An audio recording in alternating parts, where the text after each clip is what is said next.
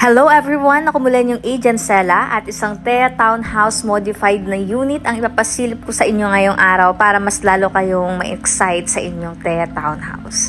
Ako muli ang yung Agent Sela, your trusted property consultant at kapitbahay dito sa Lancaster, New City, Cavite. And ngayon ay nasa Woodcrest 3 tayo.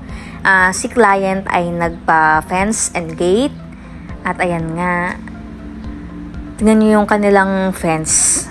Kanilang gate, napakalaki ng entrada kaya hindi mahihirapang pumasok yung sasakyan nyo sa loob. Ayan. Tapos naglagay din sila ng plant box at nagpa-change din sila ng door. Naging wood na siya. Ganda, no? And shout out sa Ron Project Builders and Home Improvement. Salamat sa pagkapahintulot na makapag-vlog sa inyong project. At syempre sa owner po, congratulations sa inyong magandang bahay. Ang TEA Townhouse po ay merong 60 square meter na floor area at 50 square meter na lot.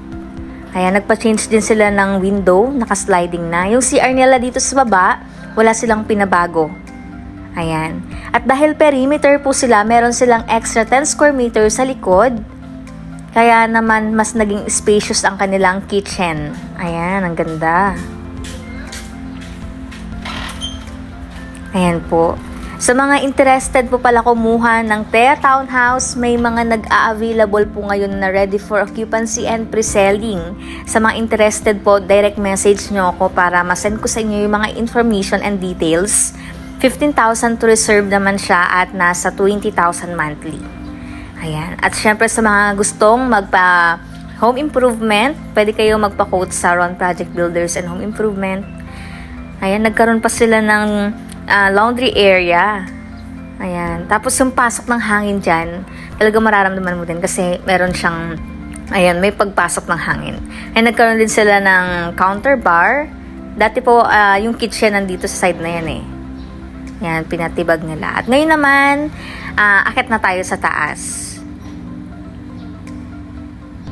Kakatuwa, no? Yung price po ng renovation nito, paki-message na lang sa Ron Project Builders and Home Improvement para sure. Kasi baka magkamali ako ng bigay na presyo. Taga-video lang tayo. At ayan nga, tingnan nyo naman yung chandelier nila. Nabili nila yan sa Shopee daw. At ito yung second bedroom. Sa baba, medyo white yung tiles. Dito sa taas, para siyang wood. And nakapagpalit na rin sila ng sliding window. Kaya pa, ang ganda. Naging shala ang house. And pansin nyo, mas naging maluwag dito kasi yung kanyang CR nilipat dito. Ayan. Dati, ayan yung open space sa baba. Ginawa nilang dito yung CR. Tapos, ayan. Diba? Ang ganda ng kanilang toilet and bath.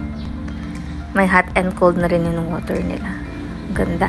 And dito sa taas, nagpalagay din po sila ng laundry area ba to? Mga sampayan, ganyan. At ang kagandahan, malamig. Kasi puro puno sa labas. And ganyan yung nilagay nila para safe. Hindi maakyat. Ganyan, if ever man.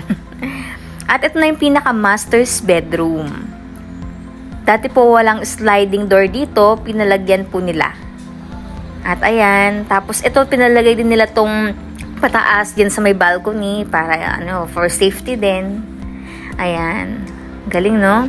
And sa mga interested po, kumuha ng TEA Townhouse, inquire lang kayo, message lang po kayo sa akin. Ako muli, ang inyong Agent Sela, your trusted property consultant at kapitbahay dito sa Lancaster, New City, Cavite. Bye-bye!